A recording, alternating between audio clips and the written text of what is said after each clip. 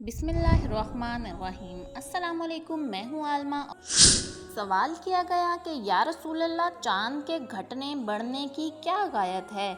यानी इब्तदा में चाँद बहुत बारीक तलू होता है, फिर तारीख वार रोज बढ़ता है, यहाँ तक के पूरा रोशन हो जाता है, फिर तारीख वार घटने लगता है और यहाँ तक घटता है कि पहले की तरह बारीक हो जाता है, यहाँ तक के गायब हो जाता है। इसकी गायत और मसलियत क्या है?